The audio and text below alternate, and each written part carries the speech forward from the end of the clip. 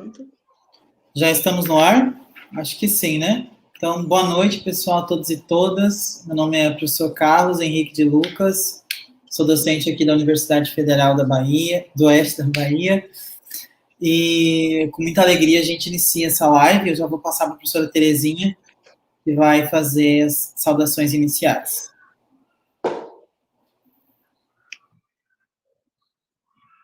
Pronto.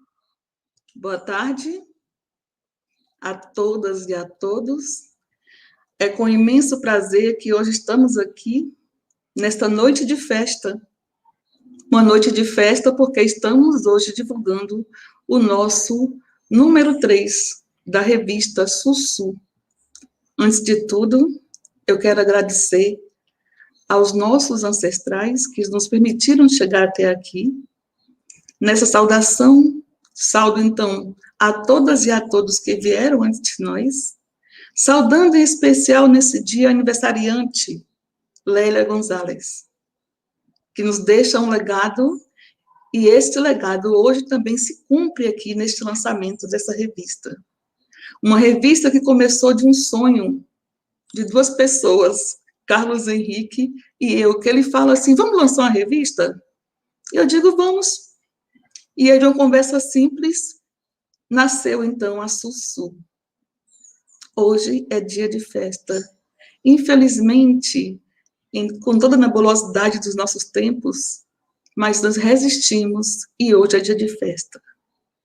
Nessa festa que se amplia em circularidade, recebemos hoje outras vozes, vozes hermanas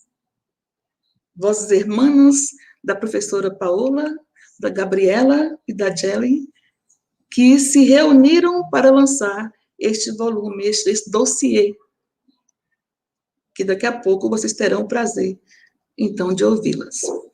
Então, nossa revista hoje está na circularidade afetiva e geométrica para receber essas pessoas maravilhosas que, de mãos dadas, se uniram a nós no nosso sonho, que pouco a pouco vai se tornando realidade.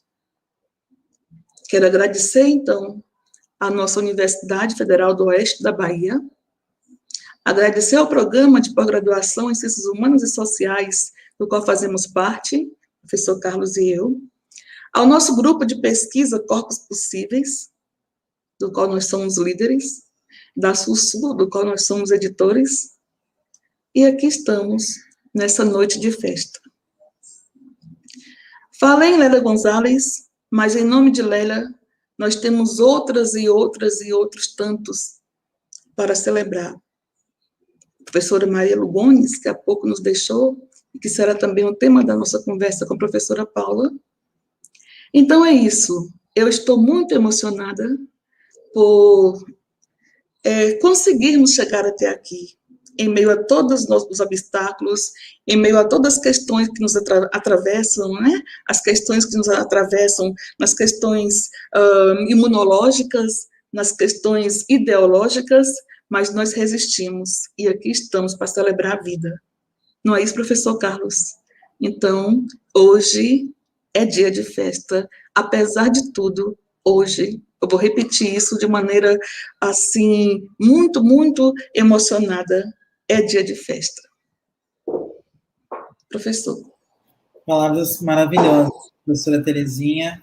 Também estou muito feliz e é uma honra e um privilégio tê-la como companheira de trabalho e de parceria nesse profundo, intenso do Brasil, que é essa região na qual a gente trabalha e produz conhecimento. Então, como a professora Terezinha comentou, a gente está lançando hoje o volume 1, o terceiro número do volume 1 da revista Sussu de Ciências Humanas e Sociais, que é um periódico vinculado ao grupo de pesquisa Corpos Possíveis, como a professora mencionou, e ao nosso programa de pós-graduação em Ciências Humanas e Sociais, nível de mestrado aqui da Universidade Campus Barreiras. Então, a gente apresenta esse número com muita alegria para vocês. São 10 textos publicados nesse número 3, e mais uma fotogaleria também muitíssimo interessante. A dinâmica de hoje vai ser a seguinte: a professora Paola, a professora Gabriela e a professora Gelli Elas são as organizadoras desse número, elas vão fazer um diálogo com as autoras, mas antes desse diálogo, cada autora e cada autor dos artigos vai ter 5 minutos para apresentar de maneira panorâmica os seus escritos. Então, a gente vai iniciar com o primeiro texto, que é o texto da professora Paola e o texto da professora Gabriela. Elas vão falar nesse momento sobre o texto delas, né, publicado nesse número, e logo em seguida a gente passa para Mariana Alvarado, professora Mariana Alvarado, depois para Dion Vera Coelho, para falar sobre o terceiro artigo, Diana Montenegro. Então, já vão ficando nessa ordem que vocês já sabem, por favor. Depois, Marluce Dias e Priscila Amalê. Logo em seguida, Laura Valdemarca.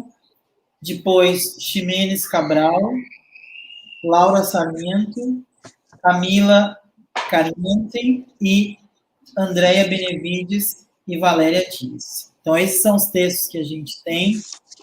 A gente também comunica a todos e todas que essa atividade é uma atividade de extensão também, né, Terezinha? Sim, sim, sim.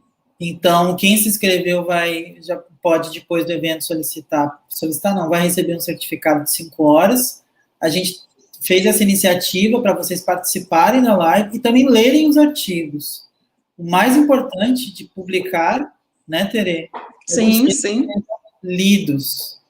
Então, o nosso compromisso... Eu lembro que o meu orientador de doutorado, ele dizia que eu acho que o objetivo de um pesquisador ou de uma pesquisadora não é tanto escrever, mas é ser lido.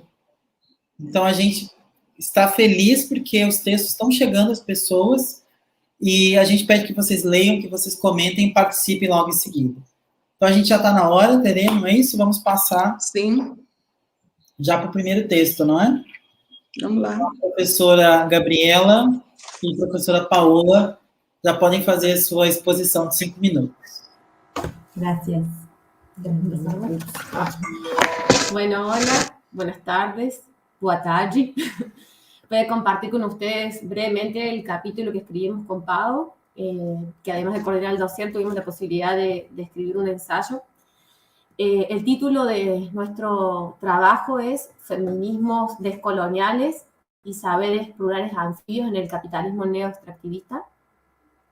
Y bueno, revisitando el trabajo para la presentación de hoy, se nos vino a la cabeza una frase que cita Donna Haraway en su trabajo, en su último libro que se llama Seguir pensando el problema, y dice, pensar debemos.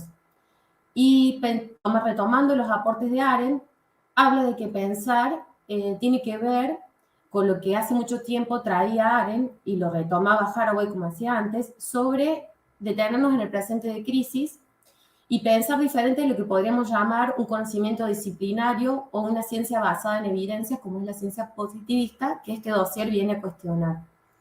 Escapar esas clasificaciones que nos impone la ciencia dominante sobre verdad, mentira, creencia, hechos versus opinión, bueno o malo. Hablar de escaparle a la negligencia común y corriente, a pensar con negligencia el presente y poder empezar a cultivar la idea de la responsabilidad.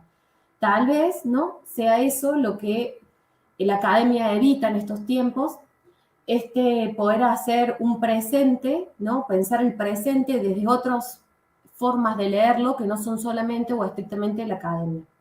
Ese fue el motivo que guió el trabajo, así como una especie de estudio de los modos de pensar que son más habituales en esta academia o en esta ciencia hegemónica, sintiéndonos parte de ese problema, en tanto somos investigadoras y profesoras en una universidad, y buscando dialogar sobre las experiencias de vida a las que recurrimos quienes estamos en lo que llamamos academia para escribir sobre otras historias.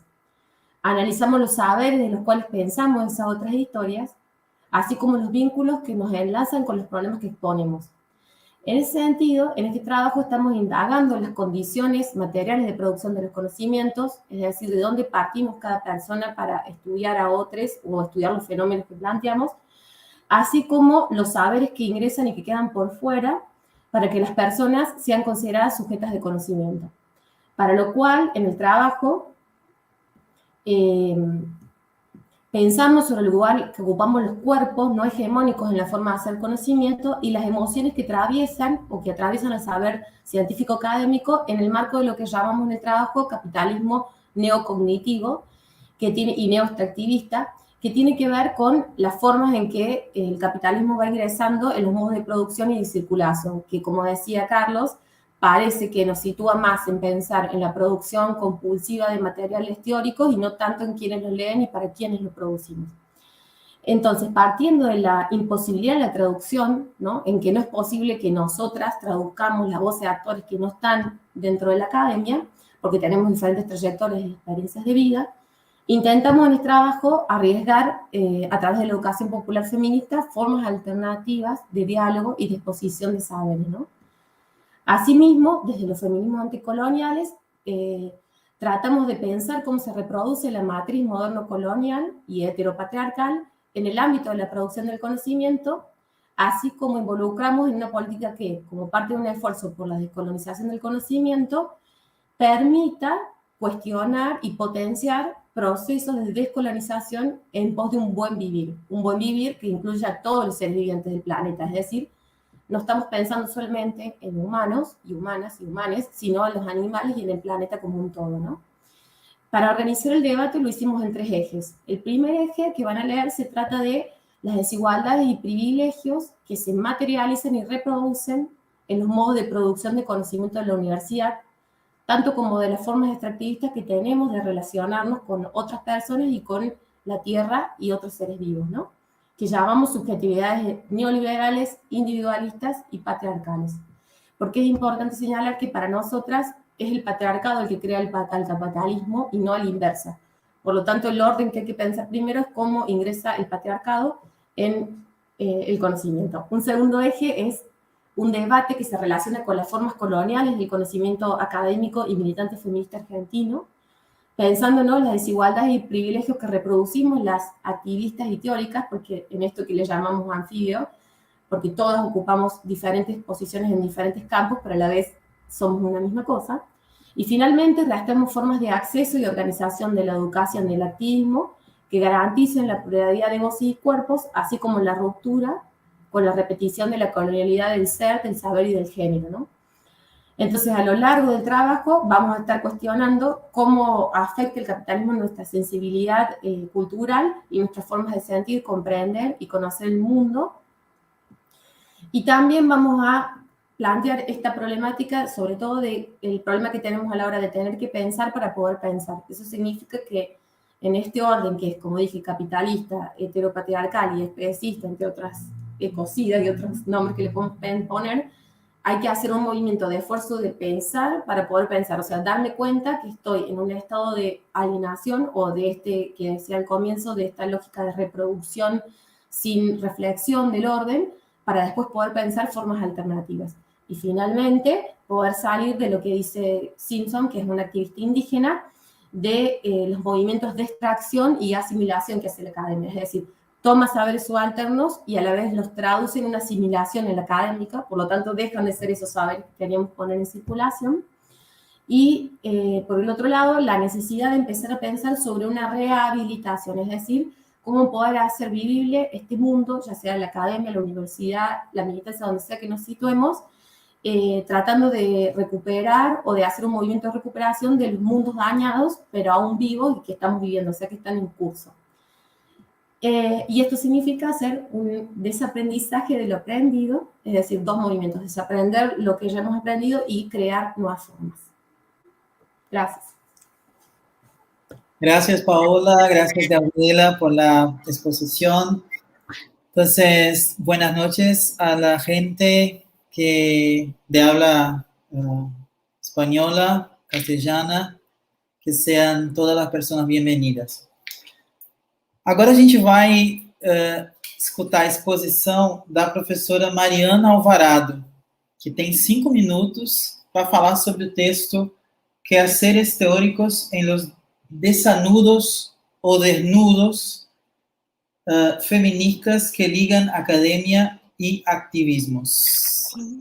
Mariana. Hola, ¿cómo están? Buenas tardes a todas. Escucha la palabra. Todos, a todes, gracias. Voy a hablar en español, que es a donde me muevo tranquilamente. Voy a hablar despacio para intentar entendernos, para habilitar la escucha, para que sea posible que lo que diga sea audible, sobre todo porque utilizo algunas palabras con las que básicamente estoy jugando, como por ejemplo la palabra desanudar. Coloco la A entre paréntesis porque es una palabra que en español se puede leer de dos maneras, como un desanudo, que tiende a desanudar, es decir, a desatar el nudo, pero a la vez, si sacamos la A, queda desnudar o desnudar, ¿no? Y eso implicaría como quitarnos la ropa y quedarnos a la intemperie. Un poco, bueno, con ese juego de palabras, de hecho hay otros términos en los que también coloco el paréntesis a propósito de que en español se puede leer con esa letra o sin esa letra. Intento establecer algunas analogías en el texto que me permiten pensar alguna que otra cosa. Básicamente son dos analogías las que me gustaría traer a colación para empezar a pensar juntos, juntas, juntes, alguna posibilidad teórica. La primera tiene que ver con parirnos de nuevo, es decir, nacernos. Eso que parecería que no podemos hacer por nosotras mismas porque hemos sido arrojadas al mundo por una otra, ¿no? Todas venimos de alguien que nos parió, pero parecería que a nosotras nos paren y que no nos podemos parirnos. Este autoparirnos tendría que acontecer, tal como entiendo en el texto, a propósito de tres prácticas concretas. Una tiene que ver con expulsar o con arrojar, la otra tiene que ver con anudar y finalmente tiene que ver con cortar. Entonces asumo que en esta primera analogía tiene que ver con arrojarnos al mundo, algo que hace otra por nosotras, por nosotros, por nosotres, hay una clave que podría ayudarnos a pensar desde otro lugar. Es decir, una clave que nos permite hacer un corrimiento del lugar habitual que ocupamos para producir conocimiento. Entonces, esa sería como la primera analogía. De estos tres términos que utilizo inicialmente, que tienen que ver con el expulsar, con el anudar y con el cortar, a lo largo del texto decido quedarme en la segunda palabra, que es anudar, y jugar con esa palabra. Pero para poder jugar con esa palabra, decido hacer cordada con otras personas, mujeres, varones, venidos de otros lares, es decir, no vienen del campo académico, aunque sí lo han habitado, pero la práctica concreta a la que remito tiene que ver con un caminar la montaña. Para poder hacer montaña de altura en los Andes, yo soy mendocina, estoy en Argentina en este momento, los Andes están situados en nuestra Argentina y se expanden en gran parte de Latinoamérica. Para poder caminar en altura, sobre todo en lugares en donde el terreno no es seguro, como por ejemplo en los glaciares, precisamos transitar el territorio junto a otras, o junto a otros, o junto a otros. Y ese tránsito se hace anudando. Entonces, juego un rato con el hacer nudo, que no solamente tiene que ver con juntar cabos y generar un nudo, sino que tiene que ver con una pluralidad de posibilidades de hacer un nudo. ¿Por qué me importa detenerme en las posibilidades que me da la experiencia de montaña? Porque entiendo que hay cantidad de formas de hacer nudos y entiendo que allí podemos encontrar una analogía respecto de cómo formulamos preguntas, es decir, del modo en el que generamos problemas. Porque para poder pensar, no solamente necesitamos encontrarnos con otras, con otros, con otros, sino además tener la capacidad, juntos, en conversación, de formular un problema. Entonces ahí hay como una primera instancia de pensar unos con otros, ¿no? Y en esa primera instancia, de algún modo, sostenemos una comunidad encordada que hace que a nosotros, a nosotras, a nosotres, nos provoque este nudo.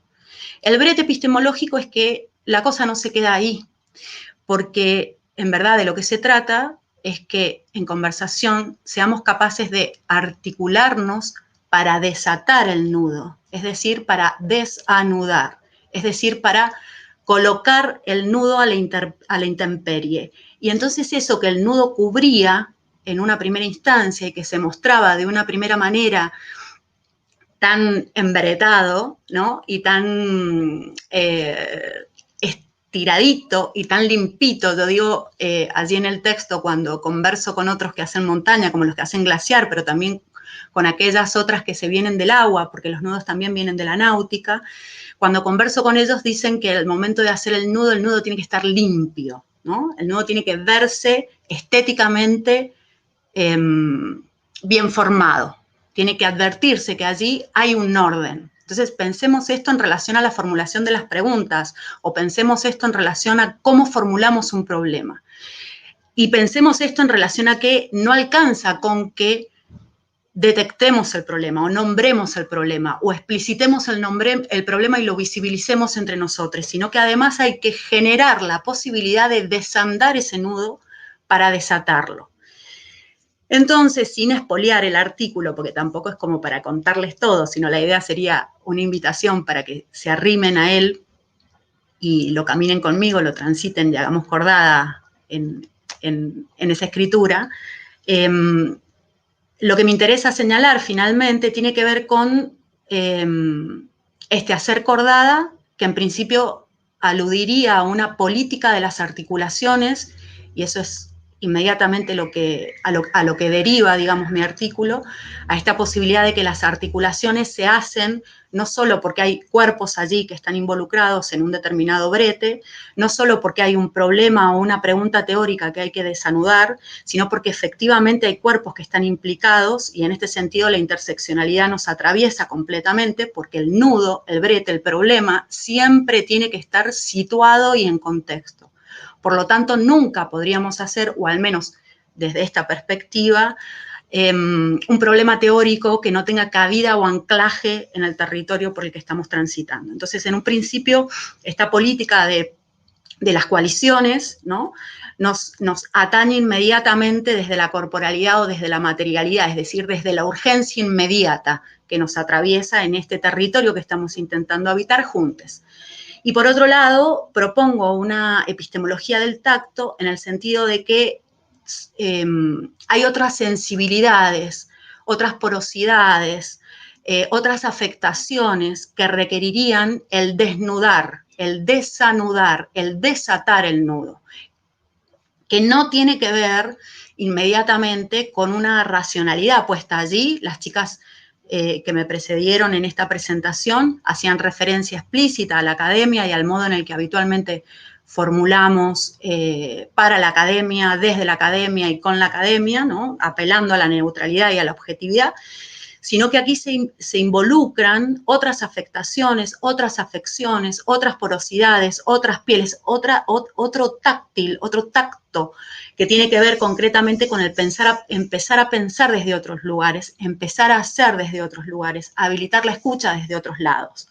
Entonces, bueno, en principio hago esta propuesta para conversarla entre todos y la dejo ahí con puntos suspensivos. Muchas gracias. Obrigada, professora Mariana, muito obrigada. Seu texto é convite poético. Seu texto, ele toca muito fundo em mim, enquanto mulher negra. Muito obrigada. E não só. Nossa geometria afetiva é o nome que eu vou dar para esse nosso encontro, a figura que eu posso desenhar nesse nosso encontro. Essa geometria, essa circularidade vai se ampliando, porque um texto dialoga com outro texto, né? O próximo texto, então, é o texto da professora John Vera, eu acho que é esse nome, John Vera Coelho da Silva, Lilian, Aline, são as nossas autoras. A professora John Vera está presente?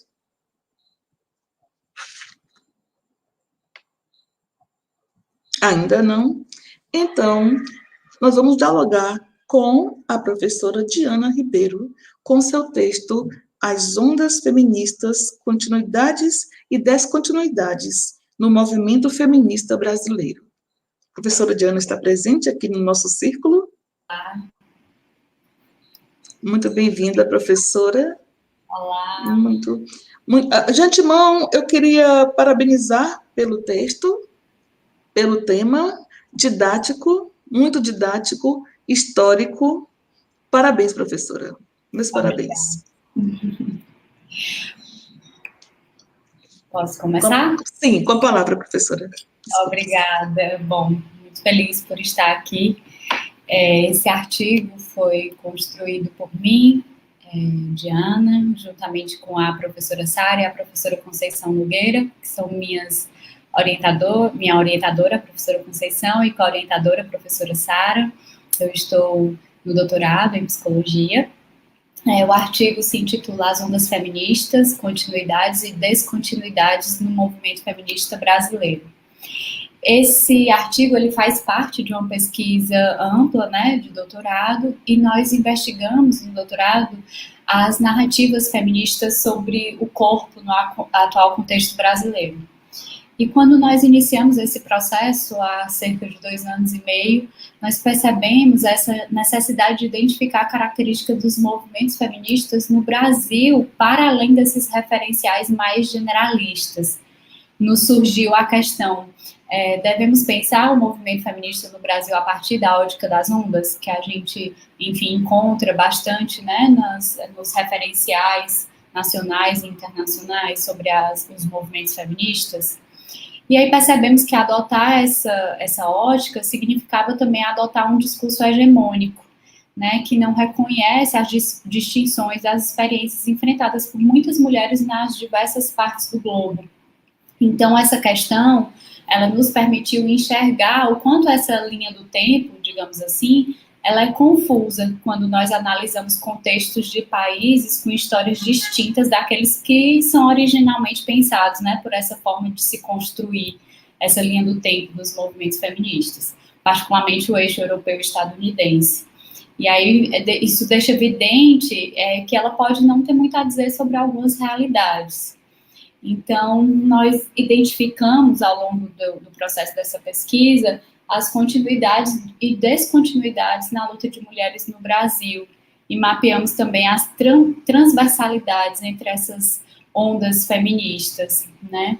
E aí a gente vai encontrando, nesse processo dessa construção que a gente vai fazendo, da primeira, segunda, terceira e quarta onda, as nossas especificidades, assim como as nossas grandes mulheres que lutam, né, por trás desses movimentos. Numa primeira onda, por exemplo, né, o que se tem, que se determina como primeira onda, a gente encontra aqui no movimento feminista brasileiro distinções relativas, por exemplo, à criação da Federação Brasileira pelo Progresso Feminino, que tantas vezes, né, é referenciada pela Berta, né, e a gente encontra também outras mulheres negras por trás desse movimento, né, e eu digo por trás no sentido de que elas muitas vezes não são referenciadas, e aqui eu nomeio a Almerinda Farias Gama, a Maria Rita Soares de Andrade. Então, a gente percebe, para além disso, né, quando a gente vai pesquisando mais profundamente o contexto brasileiro, também que essas questões cíveis e jurídicas ainda são pautas permanentes hoje, como a questão da representação política, que ainda faz a mulher caminhar nas dinâmicas sociais da desvantagem aqui no Brasil. Na segunda onda, a gente já tem uma outra característica específica aqui no Brasil, como em outros países da América Latina, que é a influência da ditadura. Então, diferente do que se vivia, né, no contexto da Europa e dos Estados Unidos, no Brasil estava sendo delineado um movimento feminista muito específico, atuante principalmente na resistência contra a ditadura. Na terceira onda, eu posso aqui citar, para não me alongar bastante, né, a Lélia Gonzalez, né, como uma grande referência para o movimento feminista negro brasileiro, que ainda sem utilizar o termo interseccionalidade, ela já produzia críticas ao feminismo hegemônico e à colonização do conhecimento, refletindo sobre o lugar das mulheres negras e indígenas na sociedade brasileira e também sobre a construção e manutenção do mito da democracia racial no Brasil, tema que tem sido também tão pertinente agora, nesse atual momento. Numa quarta onda, que seria o momento que nós estamos vivendo hoje, a gente tem essas mobilizações nas redes, através das hashtags, onde a gente encontra desde o ano de 2013, com a hashtag Vem Pra Rua, né, que foi muito significativa aqui no Brasil, a gente encontra essa nova geração política que vai convocando pessoas a irem para ruas, nessa nova geração de mulheres feministas, pedir por direitos mais amplos, fundamentais. A gente teve também o hashtag Fora Cunha, quando a gente teve esse momento em que esse grande retrocesso, né, em termos da legislação sobre o aborto no Brasil, a hashtag Ele Não, né, que todas as mulheres se manifestando, né, as mulheres se manifestando nas redes sociais e também nas ruas contra esse governo que nós estamos atualmente. Bom, então esse artigo, ele é um artigo que a gente tenta fazer essa construção a partir das nossas características, das nossas especificidades aqui dos movimentos feministas brasileiros.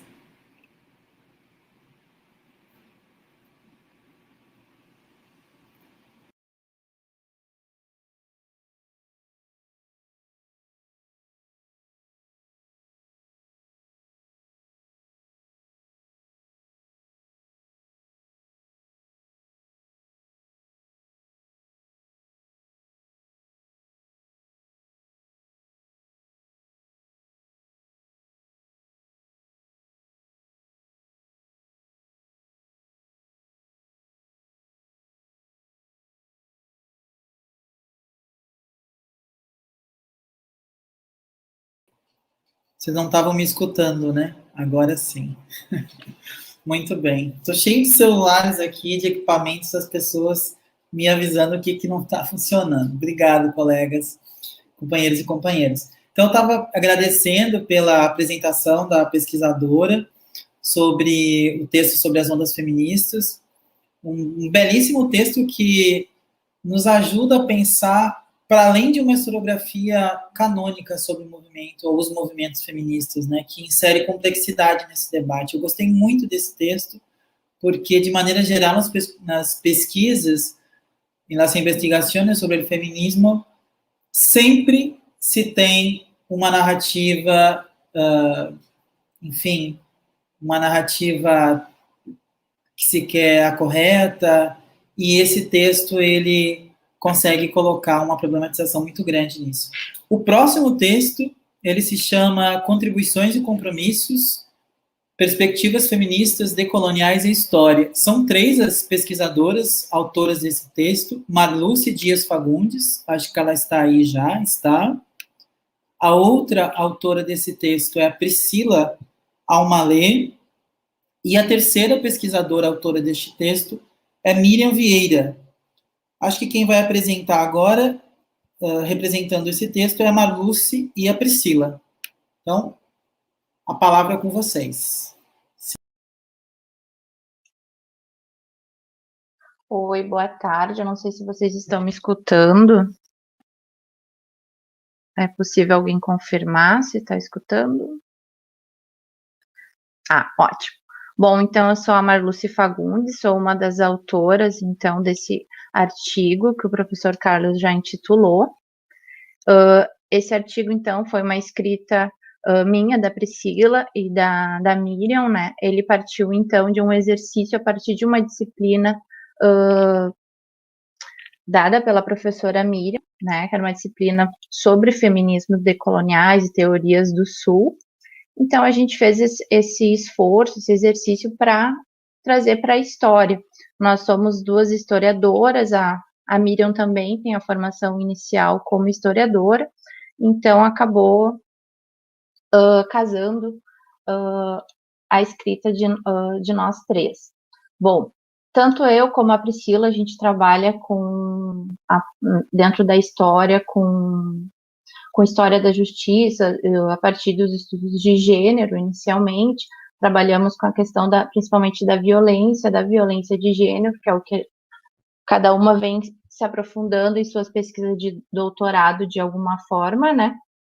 Então, esse artigo, ele vem para contribuir já com as pesquisas que a gente tem em desenvolvimento particular cada uma, e também para trazer o que o feminismo decolonial, as teorias descoloniais podem contribuir nessas pesquisas individuais. Então, foi nesse sentido que a gente propôs. Então, a gente acaba revisitando algumas obras clássicas sobre violência de gênero, violência contra as mulheres, principalmente produzida no final dos anos 70 e nos anos 80, por historiadoras, mas também pela antropóloga. Uma das obras é a da Marisa Correia, né, que é a Morte em Família, que é um grande clássico para quem trabalha com justiça, com papéis de gênero, papéis sexuais, que era como se falava na época, né? Então a gente faz esse esforço para entender o que estava ocorrendo naquele período de escrita, que também era o mesmo período que Lélia Gonzalez estava já publicando, enfim, já tinha toda uma carreira acadêmica. Então, a gente acaba se debatendo por que alguns marcadores sociais acabam ficando mais silenciados nesse percurso desses textos clássicos, né? A gente acaba utilizando também um da Kelford, que é do início dos anos 2000, também vai trabalhar com violência, vai trabalhar na perspectiva dos crimes sexuais, principalmente para pensar honra sexual e honra nacional. Então, a gente vem com toda essa discussão teórica e metodológica dos estudos feministas decoloniais para entender esses trabalhos que foram produzidos anteriormente e que perspectiva eles trouxeram para a gente, né? Bom, eu não sei se a Priscila conseguiu entrar, acho que da minha parte era isso, era o nosso texto, então é mais um exercício, né, como a gente coloca ali, de contribuições, mas também de compromisso enquanto historiadoras, né, de ter esse giro para os estudos decoloniais e teorias do Sul, né. Então é isso que a gente se coloca bastante no texto, nesse sentido, da gente rever o que a gente já tinha como referências teóricas, metodológicas, tanto acadêmicas como ativistas, né? Então, esse texto, ele vem nesse momento para marcar essa inserção nessa área dos estudos decoloniais. Eu acho que era isso. Obrigada. Obrigada, professora Marluce. Sim, seu texto fez isso e fez muito bem. Vocês, historiadoras e historiadores, têm um compromisso muito grande em nos trazer, né, esses fatos, e eu não sei como que vão contar esse século XXI a partir desse 2020, trabalho bem complexo para todos e todas, né? Isso, muito obrigada, Marluce, professora Marluce. Contribuições e compromissos, perspectivas feministas decoloniais e a história. Texto potente, muito obrigada mesmo. Nós temos agora, não sei se a professora está presente, a professora Laura Valdemarca, outra historiadora que está aqui no nosso círculo, não sei se está aqui, Carlos, por favor. A Laura Valdemarca, doutora em História, com seu artigo Senhoras de Crônica, de Nade e de Exposições. Muito obrigada, professora. Seja bem-vinda. Fique à vontade. Hola, buenas tardes. ¿Me escuchan? Bien. Bueno, el artículo que presenté intentó recuperar una etapa de la cineasta argentina María Luisa Bember desde una perspectiva feminista. Como hubo un aniversario de su fallecimiento en el 2020, a final de año hubo muchos homenajes que recuperaban, a la luz de estos nuevos tiempos, la importancia de María Luisa Bember como cineasta. Yo me limité, a propósito y para este artículo y con estas perspectivas, a tomar dos producciones de ella como realizadora, como creadora de lo audiovisual, que fueron sus dos primeras producciones, en 1970 y en 1972. Y me pareció muy interesante porque me permitía releer la importancia de la obra de esta directora de cine que se consideraba a sí misma primero una feminista y luego una directora de cine, poder releerla en términos de estas nuevas claves y estos nuevos aprendizajes, experiencias y contextos históricos del siglo XXI, para poder recuperar y dimensionar la importancia de María Luisa Bemberg. Algunas cositas que recuperé en este artículo es: hasta la aparición de María Luisa, el cine en la Argentina y en casi todo el mundo era una tarea de varones, y las mujeres estaban trabajando como modistas, peluqueras, en otras áreas, pero no era en la definición de contenidos, menos en la tarea de liderar un equipo para la producción cinematográfica, manejar dinero para la producción cinematográfica. Por lo tanto, eso realza la importancia de María Luisa Bemberg. Y después, la otra cuestión que quiero poner en evidencia para que se entusiasmen y lean el artículo, es que ella nunca renunció a decir con sutileza lo que ella pensaba era el lugar de la mujer. Yo jugué un poco para poner título a este artículo con los títulos de sus películas. Su primera producción de no ficción como guionista se llamó Crónica de una señora, es de 1971, y la otra que recuperé es un corto de no ficción que se llama El mundo de la mujer. Y quise recuperar a través de el rescate que María Luisa hace en los diálogos, en la puesta en escena, en las imágenes que se recuperan para mostrar y para representar el lugar de la mujer, algunas de las instituciones que garantizan y garantizaban mucho más en los años 70 y sobre todo en la Argentina, bueno, y en muchos otros países de América Latina, el rol de guardianes del patriarcado, de instituciones como el Estado, la Iglesia, en nuestro caso la Iglesia Católica, la familia, el matrimonio, los maridos, las madres, las suegras, la maternidad como institución e incluso las amigas. Y cómo, a partir de lo ficcional del diálogo, María Luisa pone en evidencia ese rol subordinado en el cual se menospreciaba a la mujer, aún mujeres de clase alta, que es lo que representa en esta primera película. Y por el otro lado, en la no ficción, en el corto El mundo de la mujer, se los recomiendo porque es un corto que se encuentra en YouTube, tiene 18 minutos de duración y no tiene desperdicio. Ella utiliza la voz, a través de la voz en off, el manual de la buena esposa y la buena ama de casa que se publicaba en las revistas femeninas en la Argentina en esos años, el cuento de la Cenicienta y alguna otra propaganda o publicidad que daban cuenta de cómo se convertía al mismo tiempo a la mujer en objeto de consumo de la mirada masculina y de la mirada femenina de otras mujeres, y sujeto de consumo, porque el corto se hace a partir de una muestra en una feria donde se venden productos que consideran los varones son los propios de las mujeres, artículos de belleza, de limpieza, del hogar, etcétera, etcétera.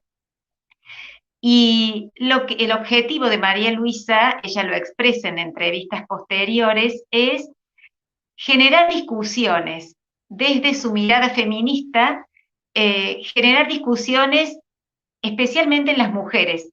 A mí lo que me resultó muy llamativo es que María Luisa forma parte de los grupos de autoconciencia en Argentina y ella discutía a Adorno, a Horkheimer, que por los mismos años estaban pensando que las industrias culturales, lo único que lograban, las industrias de Hollywood, el cine comercial, enajenarnos aún más.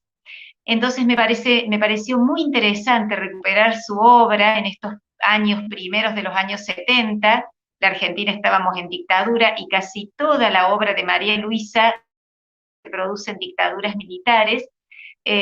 justamente recuperar esto otro que Walter Benjamin, en 1934, había pensado como la posibilidad del cine, sacar y mostrar otras realidades que desenajenaran a las personas a través de representar otras realidades. Y me parece que es lo que María Luisa Bember presentó y fue de manera muy jugada en estos primeros años 70. Bueno, espero que haya sido clara y les agradezco la presentación. Sí. Profesora Laura Valdemarca, le agradecemos la presentación, el texto Señoras de Crónica, de Nadie o de Exposición. María Luisa Bember, la cineasta que eligió visibilizar los conflitos de gênero. A gente quer avisar as pessoas que estão assistindo a nossa live que na plataforma da revista nós temos um sistema de contagens de leitura, de download dos artigos, e a professora Terezinha está acompanhando, que é editora também. Muito embora a gente tenha postado o número no sábado, dia 30, os textos já estão sendo muito bem lidos. Em breve a gente vai divulgar nas redes sociais do nosso grupo de pesquisa os números parciais de download e de leitura dos textos. Então a gente volta a dizer o mais importante do que escrever, de produzir pesquisa científica relevante, obviamente, é fazer com que essa pesquisa ela seja lida e ela chegue às pessoas. Então, esse é o objetivo dessa live de hoje, fazer com que as investigações elas circulem, elas sejam lidas pelos alunos, pelas alunas, pelos investigadores e investigadoras, e também produzir esse diálogo com a América Latina como um todo, um diálogo com a Argentina, um diálogo com o México, um diálogo com as línguas da nossa América, como bem colocaram Paola, Gabriela e Gélia no título desse número. O próximo texto o próximo texto chama-se Desfocalizar el relato, narrativas feministas para comunicar a saúde. A pesquisadora, autora desse texto, se chama Ximena Irene Cabral. Ela já está por aí, eu peço que ela seja colocada online. Uma coisa que eu gostei muito, Ximena, boa noite, no seu texto, foi uma expressão sobre a narrativa feminista situada, os corpos vividos. E aí eu lembrei de uma pesquisa de um amigo meu, professor da Universidade do Estado da Bahia, professor Kleber Milton Nascimento, que ele fala muito do pesquisador e da pesquisadora encarnados e encarnadas. E eu acho que tem alguma coisa a ver com essa sua proposta de narrativa feminista situada.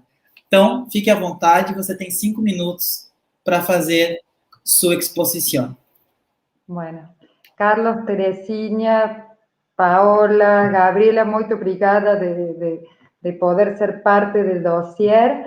Le tendría que haber puesto de título algo como narrativas feministas situadas, pero quise que en el título poner en discusión también cómo poder construir otro tipo de relatos desde esta mirada que tenga en cuenta los territorios desde donde se van pensando y ensayando otras prácticas de comunicación, en este caso de salud, ¿no? Que tienen que ver con salud y con la salud de las mujeres y los varones trans, pero sobre todo lo que busco hacer, y para que los y las invito a que lo puedan leer después, es poder dar cuenta a partir de la producción de una serie audiovisual adaptada para múltiples pantallas.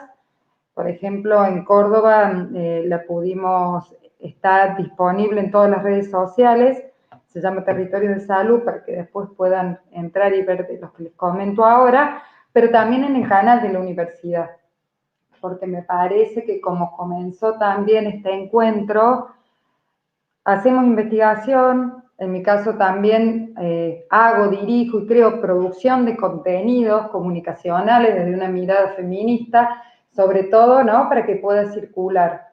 Y también queremos que pueda circular, que pueda darse a conocer, que pueda ser mirada por otros y por otras para poder construir estas narrativas que sean pensadas, realizadas, vividas y corporalizadas desde el sur, ¿no? Sur. volviendo al nombre de la revista. En esto también me interesaba, quienes hablaron antes que yo, hablaron en un momento, ¿no?, desde una necesidad de buscar una epistemología y otros tactos posibles, también de pensar cómo nos podemos empezar a formar otro tipo de desanudar y reacordonar también. Y en ese sentido lo que me propongo en el artículo es poder narrar experiencias que tienen que ver con el acceso y la promoción de la salud. En este caso puntualizo en un episodio que tiene que ver con la salud de las mujeres y los varones trans, pero sobre todo lo hago planteando una propuesta metodológica también que considero que bueno, que también en base a esto del ensayo y error y en base a hacernos otras preguntas, es como amplificar el campo de lo que es la producción o cómo se divide lo que es el ámbito del documental o el ámbito de la producción periodística, ¿no?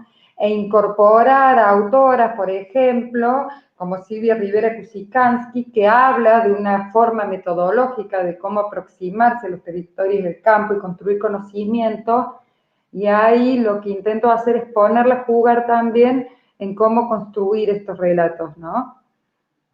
Ella va a hablar en ese momento de la importancia de curiosear, de averiguar, seguir pistas y después cómo comunicar y cómo hablar con otros y con otras.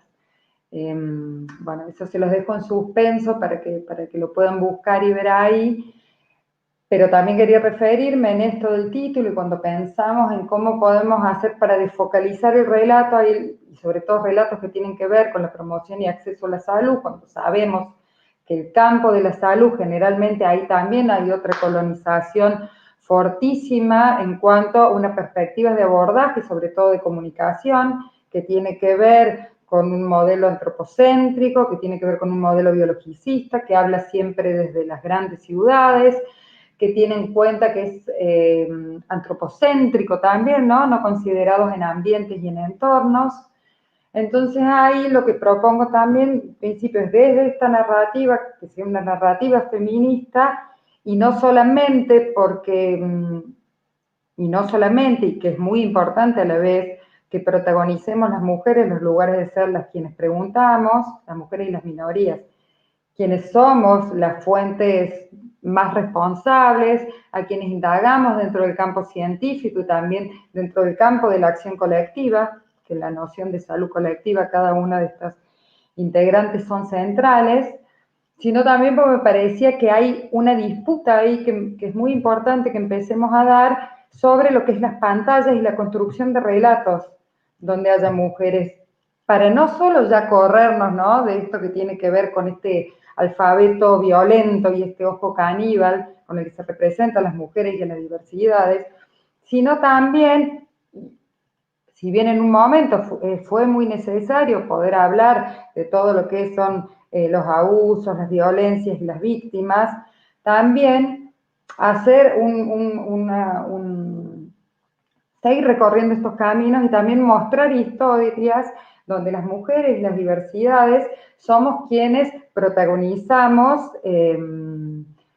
no solo protagonizamos porque lo que nos permite también el relato audiovisual es que puedan sentirse ahí presentes los timbratos de la voz, las formas de los cuerpos, las formas expresivas, ¿no?, los gestos expresivos, las distancias o no corporales. Entonces, hacer y con lo que nosotros tenemos a mano, ¿no?, dentro de este campo también, permitir, ¿no?, que estos cuerpos, que estas presencias estén en sus propios territorios, estemos ahí compartiendo, viviendo, caminando, transitar otras narrativas.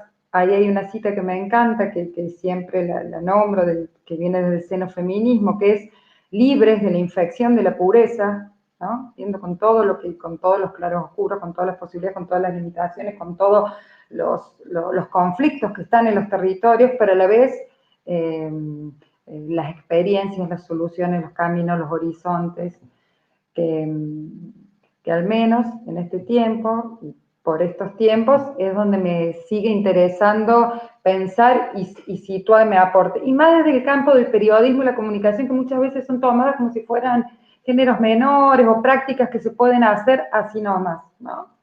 Y creo que ahí las universidades hay responsabilidades y hay pantallas que podemos intercambiar, conocer y compartir en nuestras mismas cátedras. Y son desde las experiencias. Bueno. Obrigada, Ximena Cabral, muito obrigada. Texto muito, muito interessante. E um convite a outras vozes, né?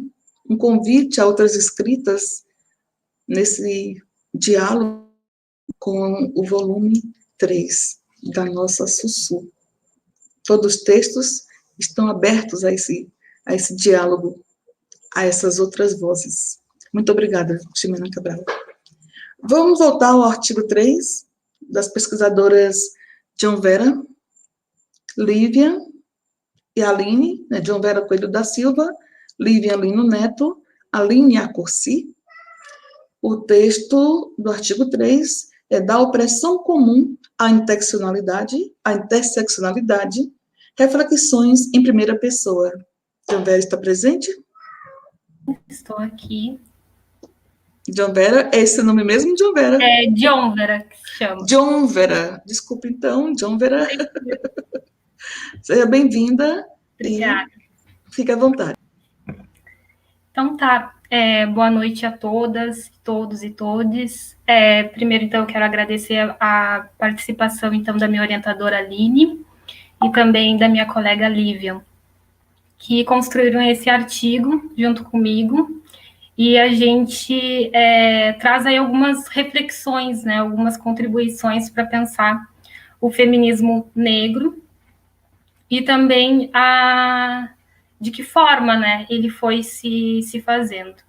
Eu quero começar, então, hoje lembrando, né, que se Lélia Gonzalez estivesse viva hoje, ela estaria fazendo 86 anos, e acredito que a vida dela, né, a presença dela dentro do movimento feminista negro, também sendo uma grande intérprete, né, do Brasil, permite que eu possa ter escrito, né, esse artigo como primeira autora e também em primeira pessoa, né, como o próprio título vai dizer. E para além disso, então, a gente começa, então, escrevendo o artigo pela perspectiva, então, de mulheres negras, afro-americanas e afro-latino-americanas, que fizeram reflexões acerca do conceito de opressão comum, né, que foi um conceito que se difundiu muito nos movimentos feministas iniciais, né, dos Estados Unidos, e que ele refletia, então, a experiência de algumas mulheres, né, mas ele tentava passar a ideia de que, na verdade, ele estava conseguindo entender a experiência de todas as mulheres, quando, na verdade, não. Ele reduzia, então, os problemas que as mulheres enfrentavam a apenas as questões de classe e gênero, né, excluindo a raça. Então, Sojourner, em 1852, que a gente também faz referência a ela, fala, né, reivindica a categoria gênero, associando a categoria raça, e aí vai dizer, né, para as feministas, né, vai perguntar para as feministas, para os homens brancos e negros daquela época, se ela não era uma mulher, né. Então, o feminismo negro, então, ele também não vem apenas para descolonizar o ser, né, ele também vem para descolonizar o saber, e essa discussão a gente traz muito no artigo, né, a gente vai falar muito, né, eu posso sim ser protagonista, eu posso sim escrever, eu posso sim romper com essas estruturas através da escrita e sair daquela posição de objeto para me tornar sujeito. Então, as mulheres negras, desde Lélia, desde Sueli Carneiro e de tantas outras, né, fizeram isso e continuam fazendo. Então, o nosso artigo, né, a Lélia vai falar, então, sobre a necessidade de americanizar, né, o feminismo negro. Sueli Carneiro falou sobre a necessidade de enegrecer o feminismo negro, porque ambas, né, antes mesmo de Kimberlé Crenshaw ter desenvolvido, né, o o conceito de interseccionalidade aqui no Brasil, e junto com a Sojourner, né, já lá desde o período da escravidão, já então traziam essa dimensão, né, que não é possível falar sobre feminismo, sobre libertação das mulheres, sem que a gente interseccione, né, a raça, sem que a gente interseccione com outras categorias analíticas, né, para além da classe e gênero, como a opressão, como conceito de opressão comum, como aquele feminismo linha justa, tentava difundir a ideia de, então, que todas as mulheres, elas sofriam da mesma forma. Então, também o artigo, ele tenta trazer algumas reflexões, né, sobre como as mulheres negras eram colocadas naquele momento, nos movimentos, lembrando que, se a gente for analisar, né, o feminismo negro, ele sempre existiu, porque mulheres negras, elas sempre existiram, elas sempre pensaram e sempre olharam a sua realidade, refletiram a sua realidade em qualquer tempo, estivessem ou não oprimidas. Então, só que dentro daquele sistema, elas eram sempre consideradas, então, como convidadas, né, e as mulheres brancas, então, como donas, né, daquele movimento. Então, a gente vai pensar que não foi possível, né, que houvesse essa sororidade, né, que a gente fala tanto, que não foi possível também, e a gente coloca uma pergunta, né, no artigo, seria possível a existência de um movimento unificado, então, de diversos movimentos que conseguissem entender as diferenças, né, porque essas diferenças existem, e é necessário que a gente fale sobre elas, né, e não que a gente faça como ocorreu no passado, né, se esconda atrás de uma opressão comum, porque somos mulheres diferentes, temos demandas e necessidades diferentes. E eu acho, então, que seria um pouquinho isso, assim, que o artigo vai pensar. A gente falou um pouquinho sobre o conceito de interseccionalidade, que é um conceito, né, que vai nos orientar de que forma nós vamos conduzir os nossos trabalhos epistemologicamente e também metodologicamente. E é necessário sempre, né, quando a gente olha para qualquer indivíduo, para qualquer pessoa, perguntar, né, qual raça essa pessoa, da onde vem essa pessoa, né, e que classe ela pertence, porque tudo isso está conectado, e ainda mais quando a gente pensa nas mulheres negras. Então, essas são as contribuições que o feminismo, a gente traz ali, né, que o feminismo negro, ele trouxe, né, descolonizar e romper com as estruturas de opressão da nossa sociedade. Seria isso. Pesquisadora Dionvera, parabéns pela pesquisa, parabéns também pela sua companheira de escrita e para sua orientadora, que cooperou e pesquisou e colocou as suas mãos junto para produzir essa pesquisa potente e importante para a nossa revista e também para os nossos leitores e leitoras. Obrigado mais uma vez. Fazer um comentário aqui que, pelas minhas contas, a gente tem 2 textos de pesquisadoras vinculadas à Universidade Federal de Pelotas. Eu acho que são 2 textos, né? Então, isso é muito importante, esse diálogo para as professoras e pesquisadoras que estão de fora do Brasil. Nosso estado, a partir do qual, onde a gente está agora, né, a Bahia, eu digo a gente, eu e a professora Terezinha, que é onde está a Universidade Federal do Oeste da Bahia, fica no Nordeste do Brasil, e a gente tem textos de distintas regiões do nosso país, para além de diferentes países do restante da América Latina. Então, isso é muito importante para a revista e para a difusão do conhecimento. Mais uma vez, obrigado, Dionvera, obrigado aos professores e professoras da UFPEL, que enviaram trabalhos para a nossa revista, que começa já, tão recentemente, a se internacionalizar. Muito embora ainda com 3 números, no primeiro volume a gente recebe já uma quantidade bastante expressiva de manuscritos vindos de Portugal, da Espanha, do México, da Argentina, da Colômbia, de distintas regiões do Brasil, e isso é muito importante, sinal de que a gente está conseguindo ter a penetrabilidade que nós sonhamos e planejamos. Eu quero só convidar a todos e todas a acessarem a fotogaleria que está presente na nossa edição, cuja autora das belíssimas imagens é a professora Ximena. A professora Ximena, que acabou de falar com a gente sobre as narrativas feministas, desfocalizar o relato, né, o nome do artigo dela, ela também preparou uma fotogaleria fenomenal, está lá no número, cliquem, tá fenomenal esse trabalho. Agora a gente vai passar para a pesquisadora Camila, ela está aqui com a gente já. Camila, o texto da Camila se chama Lo político en las universidades hoy. A primeira autora, El activismo acadêmico pedagógico com perspectiva feminista. Esse texto me interessou muito também.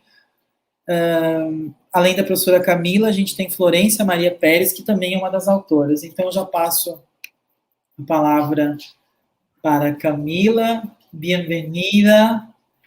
Hola, Carlos. Para hablar con nosotros. Es un gusto conocerte. Gracias, gracias. Muchas gracias a vos y a todos y todas quienes organizaron este número y nos brindan este espacio para compartir. Muy feliz de estar aquí, en representación también de Florencia Páez, mi compañera con la que escribimos. Y bueno, como decías recién, nosotras pusimos en nuestro artículo el ojo en las universidades y en qué está sucediendo en cuanto a género adentro de las universidades. Miramos las universidades en su dualismo, porque muchas veces en la historia han sido espacios institucionales que han perpetrado en ciertos estereotipos y cuestiones estructurales que sostienen el patriarcado. Pero también a nivel histórico han sido espacios de disidencias y de disputas. Entonces, en esa dualidad es que observamos a las universidades. En la universidad que investigamos nosotras, que es la Universidad Provincial de Córdoba, una universidad joven, nueva, que tiene una historia en la que todavía en la actualidad se están disputando espacios y poderes, ya hay un antecedente que tiene que ver con la perspectiva de género y que, como es nueva, ha logrado y tiene como consecuencia la singularidad de que esta universidad tenga en su currícula educación sexual integral, que aquí en Argentina no es usual. Las universidades no tienen esa materia en la currícula. Entonces, esto que es una realidad de la Universidad Provincial de Córdoba y que es una excepción a las universidades, lo reconocemos como un antecedente porque es un logro que tiene que ver con activismos que tuvieron lugar desde el 2010 y que, lograron esto, ¿no? Que esta materia esté en la currícula. Entonces, tomando este antecedente y este rol, digamos, de las disidencias y la importancia de estas disidencias dentro de las universidades, es que nos trasladamos al hoy y vemos esta dualidad justamente. La universidad que sigue reiterando estereotipos y patrones, pero también la universidad como un espacio de apertura para pensar y para disputar cuestiones que tienen que ver con el género. Entonces, en la actualidad y en la Universidad Provincial de Córdoba, que es la que observamos, podemos ver, digamos, nos enfocamos en hacer un relato microhistórico detallado de cuáles son las acciones que se están realizando estos últimos años en la Universidad Provincial de Córdoba para introducir la perspectiva de género. Ese es un valor y una de las cosas que yo quería destacar de nuestro artículo, porque se hizo un relevamiento muy pormenorizado y detallado de qué tipo de acciones, qué actores y actrices, qué sucede con estas disputas, con estas preguntas, qué aperturas generan estas preguntas, cómo se va insertando también en la trama más formal, digamos, en los programas, en las prácticas pedagógicas, las cuestiones que tienen que ver con el género. Entonces, allí lo primero que identificamos es dos perfiles, digamos, principales que van introduciendo este tema. Por un lado, los estudiantes y las estudiantes que generan una demanda constante de abordar este tema en las aulas, a pesar de que, como dije, que ahí en el artículo está más detallado, yo aquí no voy a entrar en todo ese relato histórico, pero a pesar de que en la Universidad Provincial sí hay educación sexual integral en algunas de sus carreras.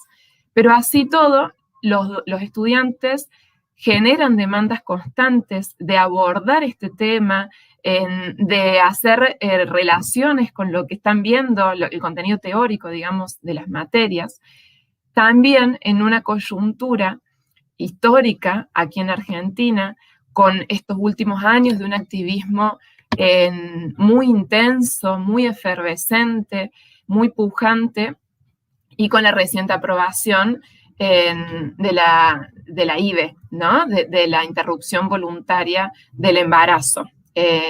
También no voy a entrar en detalle, supongo que están al tanto, pero eso genera toda una coyuntura de tensiones muy importantes que vemos que en la Universidad Provincial se cruzan entre el afuera y el adentro de la universidad, entre los docentes y los estudiantes, una relación intergeneracional, y se va generando una cosa que nosotras denominamos el activismo pedagógico académico feminista.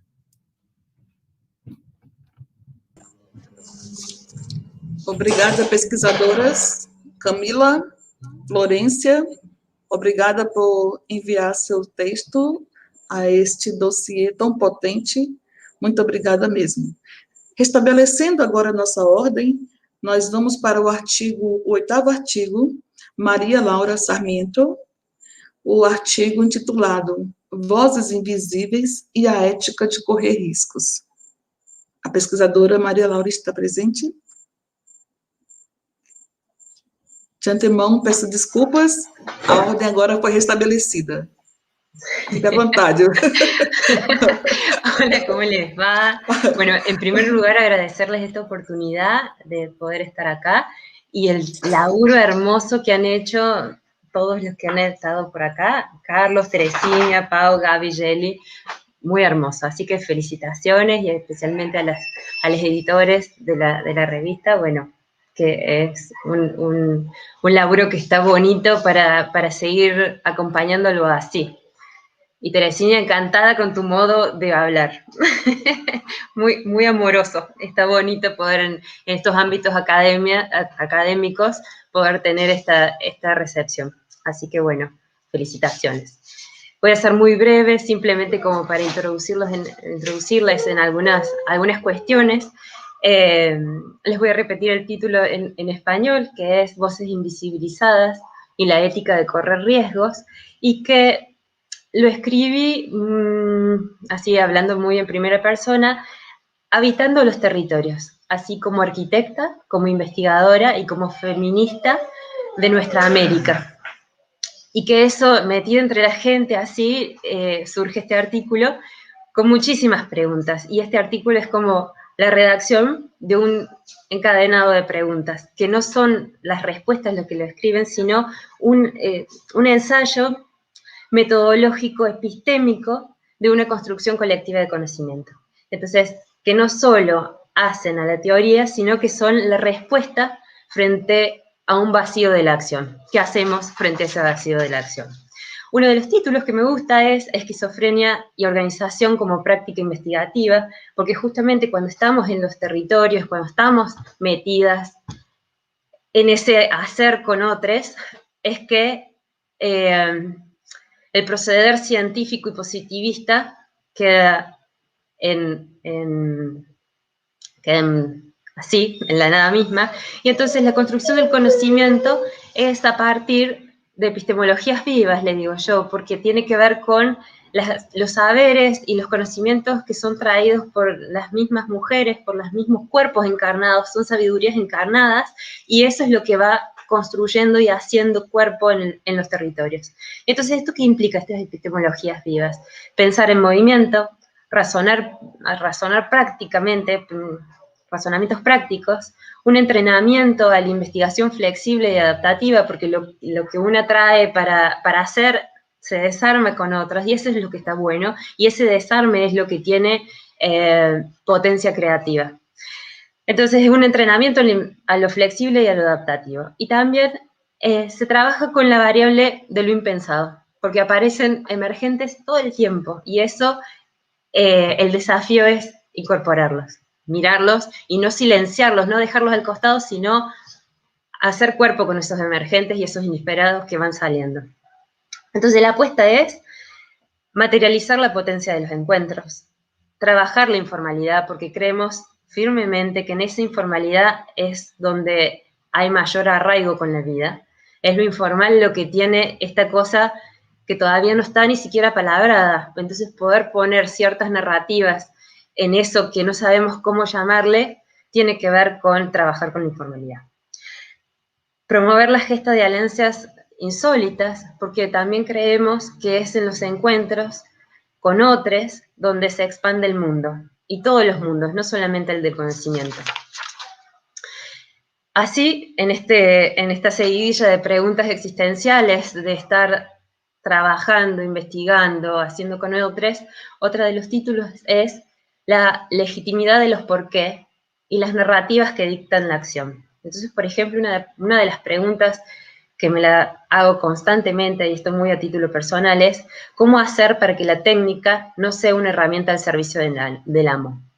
La técnica le llamo, por ejemplo, a todas esas herramientas que usamos para bajar a los territorios, ya sea cartografías, mapeos, iconografías, o mismo desde el diseño urbano también tenemos toda una técnica que implica un saber especializado, que implica también un despojo y un uso de esa herramienta que queda muy lejana a los territorios. Entonces, ¿cómo hacer para que no sea la herramienta al servicio del amo, sino que pueda ser realmente una herramienta de los territorios? Que no queden expuestos, que no queden en peligro, porque justamente hay mucha información en ese saber técnico, que quede expuesta, ¿no? Entonces, otra de las preguntas que nos hacemos, así como en un salteado sin mucha lógica, pero que tiene que ver, es cómo horadar la barrera de lo privado, lo doméstico, y lo que se sobrecarga en la reproducción de la vida. Acá hay muchas cosas que se mezclan y que van a estar mejor hilvanadas en el texto, pero que hablan de un desafío que tiene que ver con una episteme sensible, corporal y performativa, que implica poner el cuerpo en los territorios, en ese ahí y en ese ahora, que es mucho de malabares, ¿no? Esto lo hablo un poco como investigadora con un compromiso serio con la gente, que eso quiere decir que los resultados tienen que estar arraigados en esos territorios en los que trabajamos y no simplemente tener una doble voz, que es una voz para la academia y otra voz para los territorios. ¿Cómo hacer para acercar esas fronteras? Y entonces así, otro de los títulos es Academia Neoliberal y la dictadura de la abstracción, porque justamente la academia en los territorios extrae el conocimiento, pone un título bonito, hace una cosa poética y son palabras que no tienen palabras, conceptos, teoría, que queda muy desarraigada de esas palabras, conceptos y teorías vivas. Y así, para terminar, la ética de correr riesgos implica esa cercanía que nos expone y que nos pone en el trabajo de intentar crear y construir dispositivos cotidianos a una escena política donde la corporalidad, tanto desde lo sensible como desde lo sensorial, hace a una apuesta metodológica performática y donde el recorrido como investigadores es desde el yo al nosotros. Y ahí les dejo vía libre para el artículo. Muchas gracias. Gracias, Laura, por tu apresentação. Belíssimo ensaio, muito potente, muito a dizer e a contribuir com as discussões que os outros textos trouxeram nesse número, conduzido pela professora Paola, Gabriela e Géli. Esse texto, então, se chamou Vozes invisibilizadas e a ética de correr riscos. Ensaio metodológico a partir do conhecimento profundo dos territórios e da proximidade com as suas gentes. A gente pede uma pequena excusa para as pessoas autoras, porque no momento de fazer o upload dos textos, alguns resumos apareceram em espanhol, outros apareceram em português, alguns títulos apareceram em espanhol, onde era para ter aparecido em português, e também o contrário. Então, a gente vai consertar isso ainda essa semana. Vamos arreglar todo, pero son cosas chicas que quedaron mal. Lo importante, el contenido de los artículos está bien. Ahora vamos a pasar al artículo con la investigadora Andrea Benevides e a outra pesquisadora é Valéria Dias. O texto se chama Prácticas Pedagógicas com Enfoques de Gênero em la Universidade. Eu gostei muito desse texto, gostei de todos os textos, Andrea e demais autoras, mas esse texto ele me chamou muita atenção porque de 2016 a 2018 yo he coordinado un proyecto en la Universidad Federal de Oeste de Bahía que tenía por nombre Resistencia LGTB y teníamos un objetivo un poquito parecido con la propuesta que ustedes llevaron a cabo en la Universidad Nacional de San Juan. Bueno, la palabra es tuya. Tienes 5 minutos para presentar, hacer un vuelo sobre tu artículo. Bueno, gracias. ¿Se escucha bien? Gracias a las coordinadoras por el trabajo y la convocatoria, y también un saludo a todos los compañeros y compañeras que han estado trabajando. El artículo se llama Prácticas Pedagógicas con enfoque de género en la universidad, y si bien lo hemos escrito con Valeria Gili y Franco Barbosa,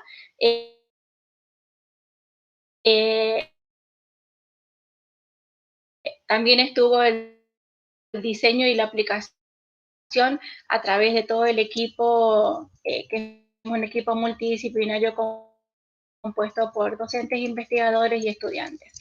El trabajo da cuenta de la experiencia de aplicación de talleres con enfoque de género en la Universidad de San Juan, elaborado en base a estudios diagnósticos previos, con los y las docentes sobre incorporar en los diseños curriculares, tanto para el diseño de los talleres como para las aplicaciones académicas, y trabajamos con un enfoque participativo, un enfoque metodológico participativo.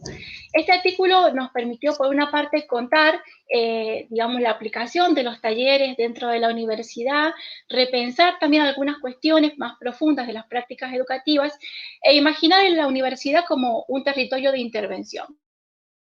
La aplicación de los talleres, que denominamos la piel del género, parte de entender las experiencias educativas en la universidad como actividades en las que confluyen la teoría y la práctica. Para nosotros, la piel del género es una invitación y también un desafío, porque apela a la sensibilidad de quienes buscamos integrar la perspectiva de género, y como modo también de potenciar la capacidad de las personas con las que compartimos los espacios de formación. Los talleres fueron pensados como una estrategia de trabajo, avanza en sentidos superpuestos y que aborda conceptualizaciones, puntos de vista teóricos y actividades pedagógicas centradas en distintas áreas de conocimiento que se cultivan dentro de la universidad y que muchas veces, digamos, cuesta imbrincar en las prácticas, darle una carnadura, por decirlo de alguna forma. Contarles también que la participación de los profesores y profesoras fue voluntaria y que algunos de los tópicos que fuimos abordando en los talleres tenían que ver con la percepción de género, la igualdad de género, los roles y los estereotipos, los actores sociales que participan en la comunidad y género, el género como derecho humano, el estereotipo de género y la profesión, género y producción de conocimiento, entre otros, ¿no? Los propósitos que nos propusimos como equipo en los talleres tenían que ver con comprender la universidad pública como un actor social, motor de la transformación cultural también, o educación como parte de una actitud crítica frente al conocimiento y a la producción de conocimiento, y también reflexionar sobre las marcas de poder que vinculan al género, presentes en el proceso de enseñanza y aprendizaje, también saberes sociales, saberes de las prácticas más populares o colectivas a los diseños curriculares. Este trabajo tiene un poco de resonancia con lo que estaba planteando hace rato Camila y tiene que ver con esta demanda del estudiantado sobre los emergentes culturales y la universidad, que a veces, digamos, no se hace cargo o no termina de hacerse eco de todas las transformaciones sociales. Y en ese sentido, digamos, la educación superior y las prácticas pedagógicas están atravesando en nuestras universidades nacionales por un proceso de transformación muy profundo, y en ese sentido hay una interpelación desde, digamos, de los organismos internacionales, como pueden ser los programas de Naciones Unidas para el Desarrollo, o también puede ser la Conferencia Regional de la Educación Superior que se celebró en el 2018, también, digamos, los Objetivos de Desarrollo Sostenible a partir del ODS 5, por ejemplo, que está instando a las universidades desde distintos modos a incorporar el enfoque de género como parte de una revisión del proceso pedagógico y, por supuesto, porque la transformación cultural va demandando un cambio profundo. Estos cambios llevan, por supuesto, a rupturas y a continuidades que hacen tensionar la política institucional, y las políticas educativas con perspectiva de género no pueden seguirse postergando y necesitan espacios para poder contemplar estas políticas educativas con estos enfoques. Y bueno, nos interesaba muchísimo compartir esta pregunta que para nosotros es muy importante, que tiene que ver con cómo gestar desde la investigación, la docencia y la extensión una praxis universitaria de transformación que incluya el enfoque de género y que, digamos, dé cuenta de este proceso de transformación epistémico que atraviesa las universidades. El ver con la metodología de la aplicación de los talleres y lo que tiene que ver con cómo se fue estructurando la demanda, bueno, la pueden leer un poco en el artículo, y yo un poco quería comentarles estas cuestiones y agradecerles también por el espacio de dialogar sobre el trabajo, que me parece una práctica sumamente interesante en este tiempo en el que la productividad de los papers, por ejemplo, por ahí obtura esta posibilidad de diálogo. Así que, bueno, muchísimas gracias.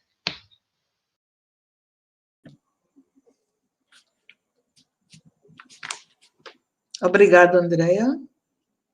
Valéria, Franco, os investigadores que compuseram este artigo, Práticas Pedagógicas com Enfoques de Gênero em la Universidade.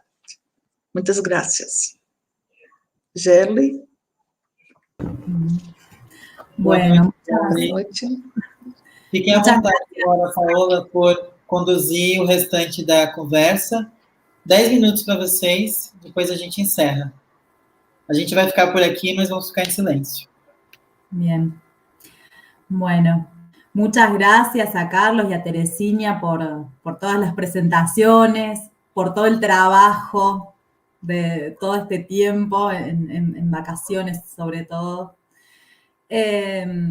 Bueno, para ir como cerrando y ver la posibilidad, ¿tenemos un ratito para dialogar? ¿Sí? 10 minutinhos. Bien. Bueno, la propuesta del dossier era desde el principio como desarmar o desarticular un poco las ortodoxias academicistas, ¿no? Y los convencionalismos. Por eso también propusimos hacer una fotogalería y acompañar con obras de arte, que haya otras maneras de expresarnos y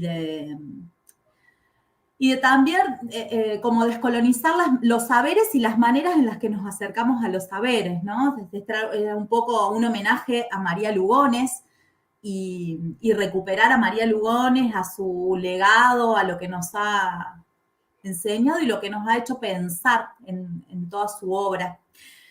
Y como para empezar, para hacer algunas preguntas a las autoras, a quienes estén presentes, siguiendo un poco la línea temática de este dossier, a mí me gustaría que pensáramos o que discutiéramos acerca de las formas que tenemos actualmente de pensar la academia.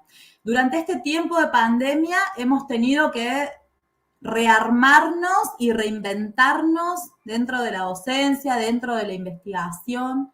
Y ahora nos queda la parte posterior, que todavía no sabemos cuándo va a ser, de pensar esta sociedad post-pandémica y pensar nuestro quehacer científico y nuestro quehacer académico con esta nueva realidad, con estas nuevas formas de vincularnos y de hacer ciencia un poco desde la casa, ¿no? Porque hablamos mucho de los territorios y en este momento estamos encerrados dentro de casa, entonces, ¿cómo volvemos a los territorios o cómo estamos en los territorios en este contexto, ¿no? Pensando siempre desde un saber descolonial, ¿cómo descolonizamos el saber en medio de la pandemia? Y arrojaría otro interrogante, porque surgió constantemente el tema de qué otras sensibilidades, afectaciones podemos pensar como posibles para producir diálogo entre los diferentes sectores que hemos ido mencionando. Si alguna autora quiere tomar la palabra, no sé.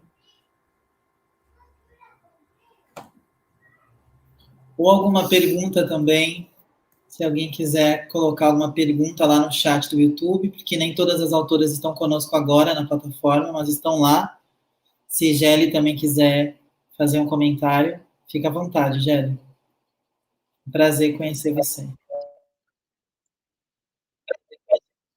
Muchísimas gracias a todas, espero que estén muy bien. Y finalmente, abonando a las preguntas que ya ha mencionado Pau y Gaby, me parece muy importante justo en el marco de los feminismos decoloniales, pensar en cómo es el tránsito de estos textos hacia una praxis feminista, ¿no?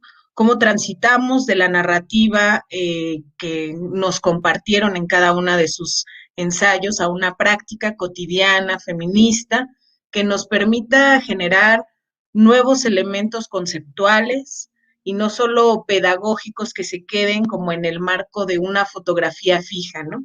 Que tengamos esta posibilidad de transitarlos a una praxis feminista desde nuestros territorios.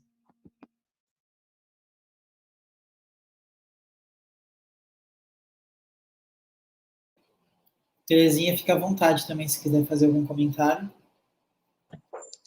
Eu ainda estou muito encantada com os textos.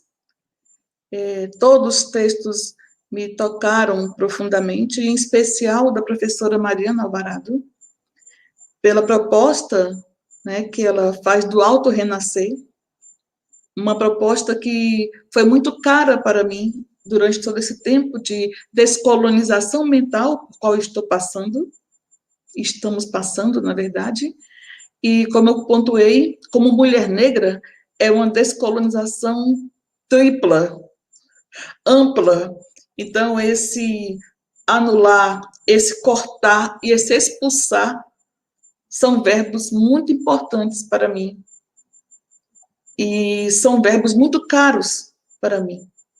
Esse expulsar, esse auto-renascer, eu acho que é uma proposta filosófica, é uma proposta poética, é uma proposta afetiva, é uma proposta descolonial, no mais profundo sentido da palavra.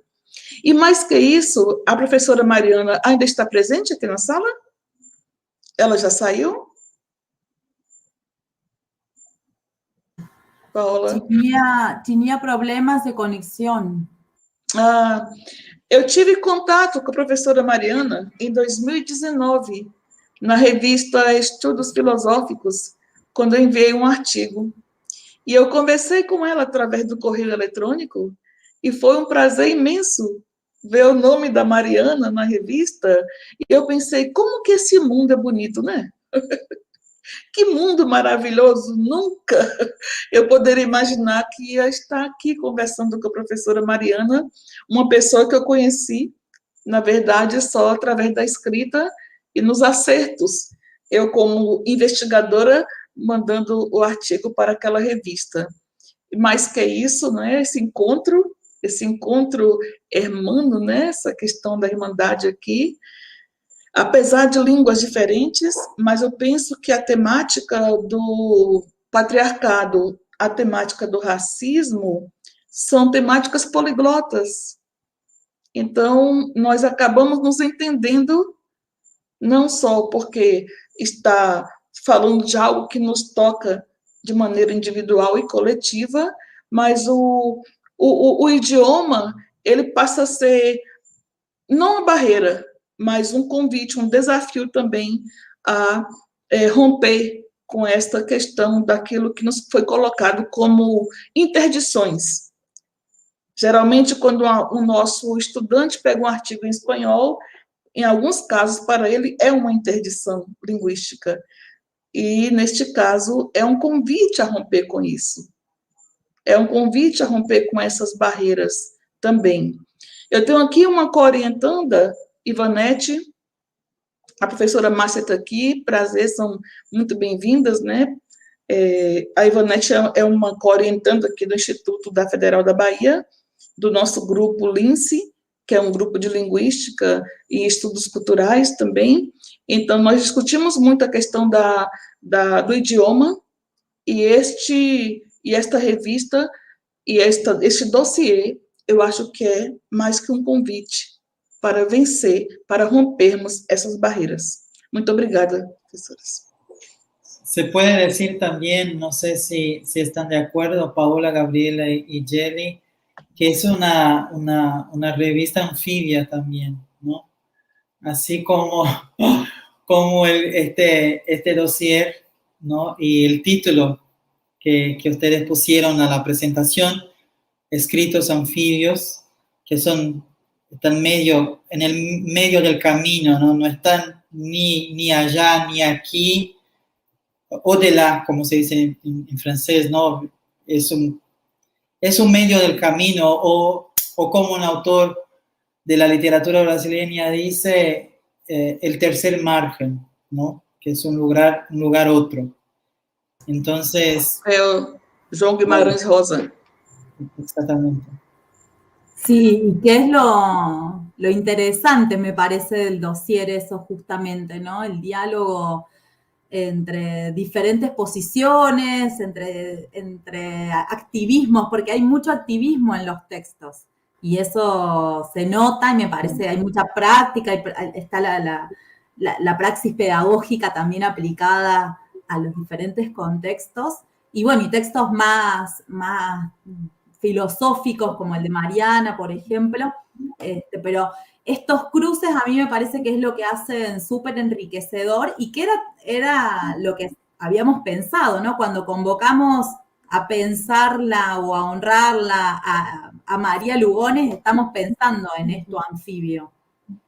Incluso en este momento, en esta pantalla, estamos compañeros de Brasil, de México y de Argentina en un diálogo conjunto y transdisciplinario, ¿no? Yo diría que directamente supera las disciplinas, y eso a mí me parece también la potencia de ese dossier, ¿no? El encontrarnos regionalmente para pensarnos juntos me parece algo muy, muy, muy importante en este contexto histórico también, ¿no?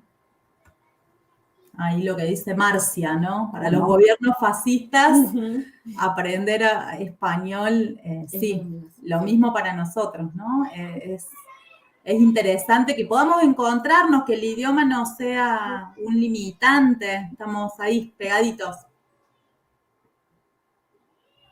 Incluso, outra coisa que me chamou muito a atenção, que eu achei muitíssimo importante nesse número, foi a ideia que me parece atravessou vários textos a ideia do pesquisador e da pesquisadora situados e situadas, né? Del investigador, de la investigadora encarnados, que é o que tu estava dizendo, não, Paula? Encarnados na prática ativista, com os pés en el território, como um dos textos fala, né? E isso traz a força desse número. Não é um número limpio, é sucio nesse sentido, ¿no?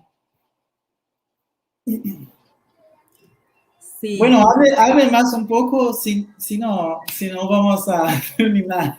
No sé si la gente quiere decir algo, como Que quieres. decía Carlos, para por ahí invitarse a alguna autora o Gel quiere decir algo, me parece muy importante esto de las pesquisadoras situadas o las investigadoras y escritoras situadas en pensar el problema, no estar revisitando solamente un pasado de una manera historiográfica, ni estar pensando únicamente en el futuro, sino en la actualidad, cómo se condensa eso hoy, en esto que vos llamás sucio, o que, no sé, estoy muy fascinada por ahí con Haraway, pero ella habla de esto, ¿no? Del compost, de mezclar, ¿no? Mezclar localidades, mezclar presente, futuro, desde el presente, ¿no? Pensar el problema hoy para vivir mejor hoy. Me parece que eso también articula el dossier, y por ahí insistir con el interrogante de qué otros modos, otras sensibilidades podríamos incluir además de la palabra para seguir como contagiando, ¿no? Y que el dossier, futuros dossier, así como este tiene una fotogalería, que no le dijimos, ¿no? Invitar a que visiten la fotogalería con imágenes, que son otros textos y otras formas de diálogo, ¿qué otras cosas podríamos incluir para seguir ampliando, ¿no? Los márgenes hasta que ya no existan? Un poco utópico, pero es el sentido, ¿no? Sí. O no tanto utópico, pero tal vez heterotópico, ¿no?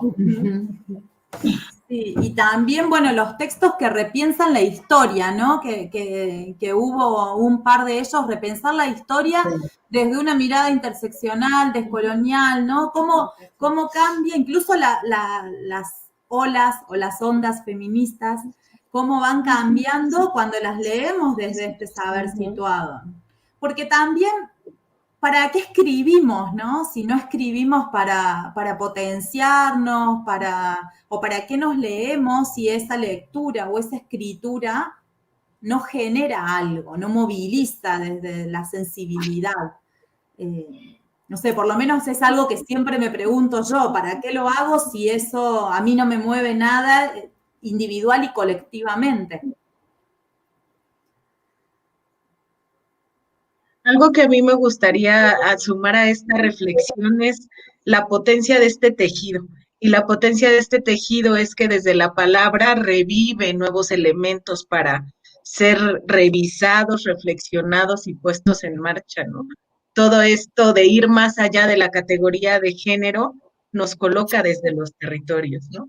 Nos coloca desde este sentipensar cotidiano que revitaliza las reflexiones filosóficas, pedagógicas, arquitectónicas, epistemológicas, y que sin duda son un incentivo a que sigamos revisando nuestras prácticas desde estos elementos conceptuales que son una provocación desde este texto, a romper con las estructuras metodológicas tradicionales, ¿no? Y es esperanzador encontrar muchas de estas reflexiones cargadas de mucho activismo feminista.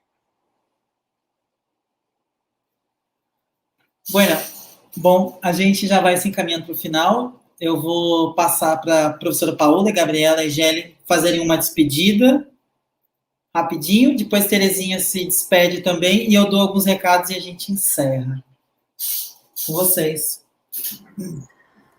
Bueno, por nuestra parte, nada, agradecer la posibilidad que se siga gestando más proyectos con Sul, que es una propuesta también anfibia, una propuesta que tiene toda esta potencia activista, militante, reflexiva. Así que bueno, de mi parte, muchas gracias por todo el acompañamiento y por toda la gestación. También gracias a todos besos también especialmente a los compañeros del telar que nos están viendo acá y que son parte también de esta construcción del dossier. Y nada, celebro el encuentro y ojalá lo repitamos muchas veces más. Muchísimas gracias a todos, a todos, a todas. Un abrazo desde México, esperando que estén muy, muy bien.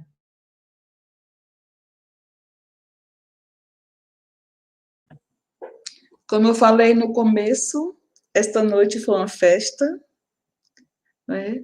Nós estamos aqui honrando os nomes da Marilu Gomes, da Lélia Gonzalez e tantas outras mulheres que estão esquecidas também na história, que nós temos este compromisso de trazer para a academia, para o conhecimento e não só.